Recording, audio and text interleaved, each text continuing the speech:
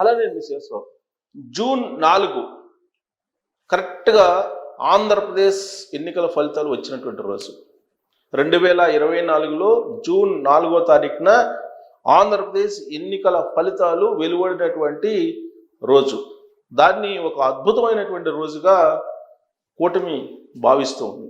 కారణం 2019 నుంచి 2024 వరకు జగన్మోహన్ రెడ్డి గారు పరిపాలించారు.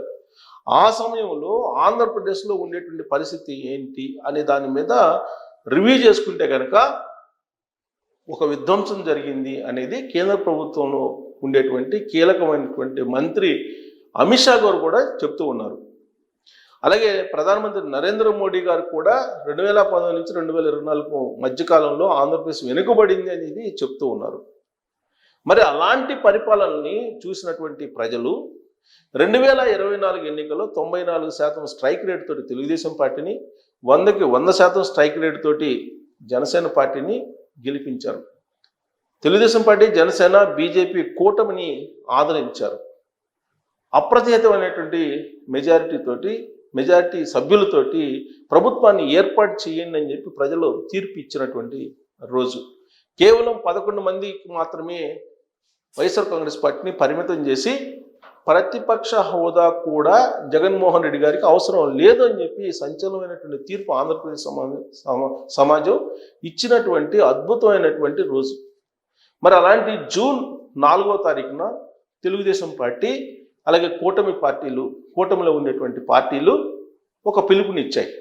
ఆంధ్రప్రదేశ్ వ్యాప్తంగా ఏడాది పూర్తవుతున్నటువంటి సందర్భంగా కూటమి ప్రభుత్వం పరిపాలన అద్భుతంగా ఉందా లేదా అనే దాని మీద ఒక అభిప్రాయానికి వచ్చి మహిళలందరూ కూడా ఉదయాన్నే ఒక పండగ, సంక్రాంతి పండగ సందర్భంగా ఏ విధంగా అయితే లేచి ముగ్గులు వేస్తారో ఇళ్ల ముందు, ఆ విధంగా ముగ్గులు వేసి మీకు అందించినటువంటి పథకాల తాలూకు వివరాలతోటి ముగ్గులు కూడా వేసి వాటిని సోషల్ మీడియాలో మీరు అప్లోడ్ చేయండి అని చెప్పి ఒక పిలుపును ఇవ్వడం జరిగింది. కూటమి పార్టీలకు సంబంధించినటువంటి లీడర్లు, ప్రత్యేకించి నాదెండ్ల మనోహర్, అలాగే చంద్రబాబు నాయుడు గారు, పవన్ కళ్యాణ్ గారు, వీళ్ళందరూ కూడా పిలుపునిస్తున్నారు. అంతేకాదు ప్రతి గ్రామంలో కూడా బాణసంచా కాల్చి సంబరాలు చేసుకోండి అనేటువంటి పిలుపును కూడా ఇచ్చారు. కారణం చంద్రబాబు నాయుడు గారు ఇచ్చినటువంటి 6 హామీలలో అమలవుతున్నటువంటి హామీ ప్రధానంగా పింఛన్లు, సామాజిక పింఛన్లు 1వ తారీఖున మిస్ కాకుండా ఇస్తూ ఉన్నారు. అది కూడా 4,000 రూపాయలు ఇస్తూ ఉన్నారు. కాలం కలిసి వచ్చి అంతా బాగుంటే ఈ పెన్షన్ని మరింత పెంచుతానని కూడా చంద్రబాబు నాయుడు గారు చెప్తూ ఉన్నారు. ఇప్పుడు ఒకవేళ 1వ తారీఖు కనుక సెలవు అయితే ముందు రోజే ఇస్తూ ఉన్నారు. యాక్చువల్గా మే నెలది ముందు రోజే ఇచ్చారు, జూన్ 1వ తారీఖు కన్నా ముందే ఇచ్చారు. సో ఒకవేళ 1వ తారీఖు సెలవు అయితే ముందు రోజే సామాజిక పింఛన్లను పంచుతున్నారు. సో ప్రధానమైన హామీ పింఛన్లు 4,000 ఇస్తాను అని చెప్పారు. అదే ఇచ్చారు. బకాయిలతో సహా క్లియర్ చేస్తున్నారు. తొలి నెలలోనే బకాయిలు కూడా క్లియర్ చేసేసారు. పైగా 3 నెలల పింఛను ఒకేసారి తీసుకోవచ్చు. గతంలో ఆ వెసులుబాటు లేదు. ఇక ఉచిత గ్యాస్ సిలిండర్, ఆల్రెడీ ఉచిత గ్యాస్ సిలిండర్ పథకాన్ని అమలు చేస్తూ ఉన్నారు. ఆ 3 సిలిండర్లకు సంబంధించి ఏదైతే ఉచితంగా ఇస్తా ఉన్నారో దానికి సంబంధించిన నగదును జమ చేస్తామని అంటున్నారు. ఆల్రెడీ సిలిండర్ కావాలంటే సిలిండర్ ఆల్రెడీ ఇస్తూ ఉన్నారు. ఇక తల్లికి వందనం, ఈ అకాడమిక్ ఇయర్ ప్రారంభంలోనే తల్లికి వందనానికి సంబంధించినటువంటి స్కీమ్ని ప్రారంభిస్తున్నాం. తల్లులు అకౌంట్స్లో ఈ అమౌంట్ని వేస్తామని చెప్పేసి చంద్రబాబు నాయుడు గారు ఫిక్స్ చేసేసారు. ఈ అకాడమిక్ ఇయర్ స్టార్టింగ్లోనే, అంటే జూలై ఆ ప్రాంతాల్లో, జూన్ ఎండింగ్ లేదా జూలైలో అకాడమిక్ ఇయర్ స్టార్టింగ్లోనే అమౌంట్ వేసేస్తాము అని చెప్పడం జరిగింది. ఇక అన్నదాత సుఖీభవ, దానికి కూడా ఒక క్లారిటీ ఇచ్చేశారు. కేంద్ర ప్రభుత్వం 3 విడతలుగా ఇప్పుడు రైతులకు సహాయం చేస్తుంది, 3 విడతలుగా అకౌంట్లో వేస్తుంది. దాంతో కలిపి రాష్ట్ర ప్రభుత్వం వాటాను కూడా వేస్తాం. ఓవరాల్గా సంవత్సరానికి 3 విడతల్లో 20,000 రూపాయలు జమ చేస్తామని చెప్తూ ఉన్నారు.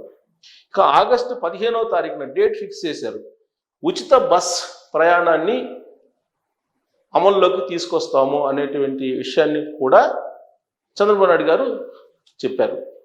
ఇక బీసీలకు రక్షణ ఇచ్చేటువంటి చట్టం, ఆ చట్టాన్ని తయారు చేస్తూ క్యాబినెట్ కూడా నిర్ణయం తీసుకుంది. సో హామీలు ప్రధానంగా సూపర్ 6లకు సంబంధించి అమల్లోకి ఏడాది లోపే వస్తున్నాయి కాబట్టి దీన్ని ఒక సంబరంగా చేసుకోవాలి. జూన్ 4వ తారీఖుని ఒక సంబరంగా చేసుకోవాలి. ప్రజల నుంచి పాజిటివ్ వేవ్స్ వస్తే కనుక ప్రభుత్వం మరింత చురుగ్గా రాబోయేటువంటి రోజుల్లో పనిచేస్తుందనేటువంటి ఉద్దేశంతో ప్రభుత్వ పాలన మీద ముగ్గులు వేసి ఆ ముగ్గులకు సంబంధించిన ఫోటోలను సోషల్ మీడియాలో మీరు పోస్ట్ చేసి సంఘీభావం ప్రకటించండి అని చెప్పి పిలుపునిచ్చారు. దీన్ని ఒక దీపావళి మాదిరిగా, ఒక సంక్రాంతి మాదిరిగా సెలబ్రేట్ చేసుకోండి జూన్ 4వ తారీఖుని అని కూటమి పార్టీలకు సంబంధించినటువంటి లీడర్లు పిలుపునిచ్చారు. కారణం ఏంటంటే అమరావతి నిర్మాణం జరుగుతోంది. దాదాపు 60,000 కోట్ల రూపాయల విలువైనటువంటి పనులు టెండర్లు ఫైనల్ అయిపోయాయి, వర్క్ జరుగుతూ ఉంది. మరోవైపు దాదాపుగా 8 లక్షల కోట్ల రూపాయలకు పైగా విలువైనటువంటి ఒప్పందాలు జరిగాయి. ఆ కంపెనీలు కూడా వచ్చాయి. దీనికి సంబంధించి ఆల్రెడీ డేటా కూడా బీపీసీఎల్ దగ్గర నుంచి టీసీఎస్ దగ్గర నుంచి అనేకమైనటువంటి డేటా కూడా ఇచ్చారు. సో 8 లక్షల కోట్ల రూపాయలకు పైగా పెట్టుబడులు తొలి సంవత్సరంలోనే వచ్చాయి. అలాగే ఉపాధి అవకాశాలు దాదాపుగా 4 లక్షల మందికి ఉపాధి అవకాశాలు దీని ద్వారా కల్పించబోతున్నారు అనేటువంటి డేటాను కూడా వచ్చింది. సో ఒకవైపు సంక్షేమం, మరొక వైపు అభివృద్ధి, వీటన్నింటినీ సమాంతరంగా చంద్రబాబు నాయుడు గారు తీసుకెళ్తున్నారు. డ్రోన్ హబ్గా తయారు చేస్తానంటున్నారు. అలాగే డేటా సెంటర్ వైజాగ్లో పెడతానంటున్నారు. రైల్వే జోను ఫైనల్ అయిపోయింది. పోలవరం ఆల్రెడీ 2027 నాటికి పూర్తి చేయడానికి వర్క్ జరుగుతోంది. కేంద్ర ప్రభుత్వం నుంచి సహాయ సహకారాలు తీసుకొస్తున్నారు. తాజాగా బనకచర్లకు సంబంధించి 80,000 కోట్ల రూపాయలు ఓకే చేయించుకునే దానికి కూడా చంద్రబాబు నాయుడు గారు ఢిల్లీలో ప్రయత్నాలు చేస్తూ ఉన్నారు. ఇవన్నీ చూస్తే కనుక ఒకవైపు అభివృద్ధి, మరొక వైపు సంక్షేమం, ఈ రెండింటినీ ఒక్క ఏడాదిలోనే చూపించగలిగారు.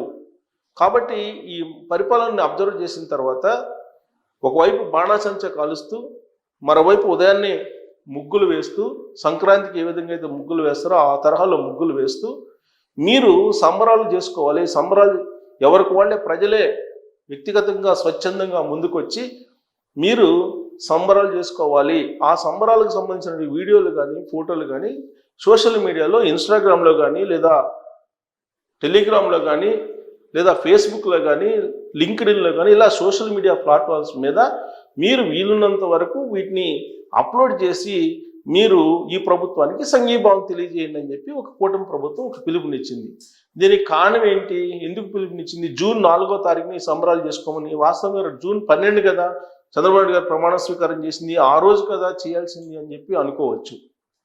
జూన్ 4వ తారీఖున వెన్నుపోటు దినోత్సవం అని చెప్పి వైఎస్ఆర్ కాంగ్రెస్ పార్టీ పిలుపునిచ్చింది.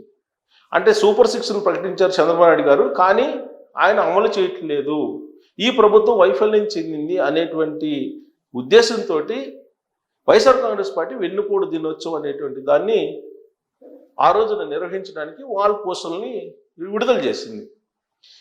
సూపర్ 6లను అమలు చేస్తూ ఉన్నాము, ప్రభుత్వం అద్భుతంగా పనిచేస్తుందని చెప్పి ప్రజలందరూ కూడా వైఎస్ఆర్ కాంగ్రెస్ పార్టీ మీద తిరగబడి ఈ ప్రభుత్వానికి సంఘీభావాన్ని తెలియజేయండి అనేటువంటి ఉద్దేశంతో కూటమి ప్రభుత్వం జూన్ 4వ తారీఖున మీరు సంబరాలు చేసుకోండి, ఆ సంబరాలకు సంబంధించిన ఫోటోలను అప్లోడ్ చేసి ప్రభుత్వానికి సంఘీభావాన్ని ప్రకటించండి అని చెప్పి పిలుపునిచ్చారు. సో మరి జూన్ 4వ తారీఖున ఏం జరగబోతుంది? వైఎస్ఆర్ కాంగ్రెస్ పార్టీ వెన్నుపోటు దినోత్సవం సక్సెస్ కాబోతుందా, లేదా కూటమి ప్రభుత్వం ఇచ్చినటువంటి పిలుపు మేరకు సంబరాలు చేసుకొని రాష్ట్ర అభివృద్ధి వేగంగా జరుగుతుంది అని చెప్పి చంద్రబాబు నాయుడికి, కూటమి ప్రభుత్వంలో ఉండే నేతలకు సంఘీభావం తెలియజేస్తారా ప్రజలు? ఏది క్లిక్ అయ్యే అవకాశం ఉంది అనే దాని మీద మీరు కామెంట్ చేయొచ్చు. Thank you.